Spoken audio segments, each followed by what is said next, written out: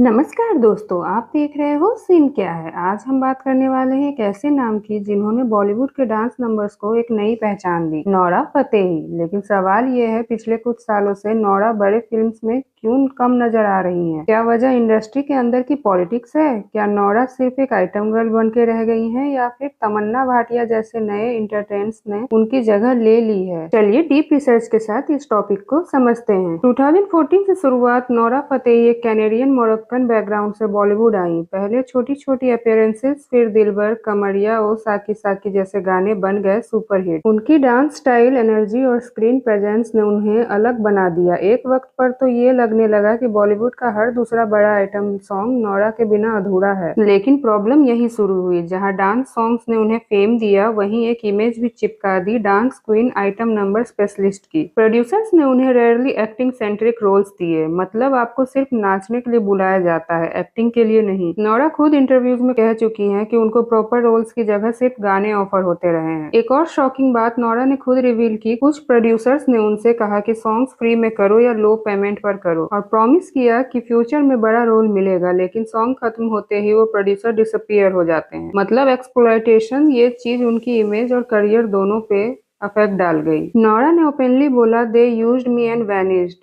ऐसी बातें दिखाती हैं कि बॉलीवुड में आउटसाइडर को कितना टफ टाइम मिलता है। अब दूसरा एंगल है नोरा का खुद का डिसीजन। उन्होंने कॉन्शियसली चूज किया कि वो हर रोल एक्सेप्ट नहीं करेंगी। वो brand endorsement, international collaboration, reality shows और सिलेक्टिव सॉन्ग्स पर फोकस करने लगी, तो नेचुरली उनकी फिल्म विजिबिलिटी कम हो गई। अब सबसे बड़ा controversial chapter, Sukesh Chandrashekhar. Nora का काम एक high profile money laundering case में आया। ईडी ने पूछताछ की क्योंकि सुकेश ने एलिजिडली नोरा को महंगी गिफ्ट्स दिए थे, जैसे लग्जरी बैग्स, कार और ज्वेलरी। रिपोर्ट्स के मुताबिक सुकेश ने नोरा और जैकलीन फर्नांडिस दोनों को टारगेट किया था अपने फ्रॉड मनी से। नोरा ने ईडी को क्लैरिफाई किया कि उन्होंने कभी सुकेश से डायरेक्टली पर्सनल रिलेशनशिप मेंटेन नहीं किया, और जो गिफ्ट्स दिए गए हैं वो एक इवेंट के एक्सचेंज में थे। लेकिन मीडिया में हेडलाइंस आई, नोरा सुकेश लिंक। अब बॉलीवुड एक सेंसिटिव इंडस्ट्री है। अगर आपका नाम किसी स्कैम या कंट्रोवर्सी से जुड़ जाए तो प्रोड्यूसर रिस्क नहीं लेना चाहते हैं, चाहे आपकी इन्वॉल्वमेंट जेन्युइन हो या ना हो। इमेज डैमेज हो ही जाती है।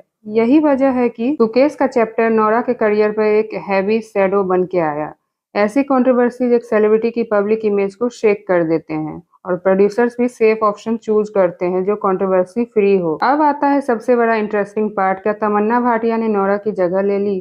2023 से 2024 में तमन्ना के आइटम सॉन्ग्स जैसे आज की रात और नशा ने बज़ क्रिएट किया। मीडिया हेडलाइंस आई, fans miss Nora Fatehi, Tamannaah dances, Nora's future in danger. Audience comparison शुरू हो गया, कमरिया वर्सेज आज की रात। और फिर पैसे का एंगल। एक रिपोर्ट के मुताबिक तमन्ना को एक गाने के लिए 4 टाइम्स ज्यादा पेमेंट मिली कंपेयर टू नोरा। मतलब प्रोड्यूसर्स भी हैवी इन्वेस्टमेंट तमन्ना पर करने लगे। लेकिन ध्यान रहे, ये सिर्फ कंपटीशन है, कॉन्स्पिरेसी नहीं। इंडस्ट्री में रोल्स ओवरलैप होते हैं। जैसे एक वक्त पर मलाइका अरोरा आइटम सॉन्ग्स की क्वीन थी, फिर कैटरीना कैफ, फिर नोरा, और अब तमन्ना भी। ये एक साइकिल है। किसी एक के आने से दूसरे का करियर खत्म नहीं होता, बस अपॉर्चुनिटी शिफ्ट होती है। तो क्या नोरा डिसअपियर्ड हो गई है बिकॉज ऑफ तमन्ना? सच ये है कि पार्टली यस और पार्टली नो भी। यस, क्योंकि कंपैरिजंस और रेम्यूनरेशन डिफरेंसेस ने प्रोड्यूसर को तमन्ना की तरफ खींच लिया। नो, क्योंकि नोरा खुद भी सिलेक्टिव हो गई हैं, और उनकी टाइप कास्टिंग और एक्सप्लॉयटेशंस का गुस्सा उन्होंने ओपनली एक्सप्रेस किया।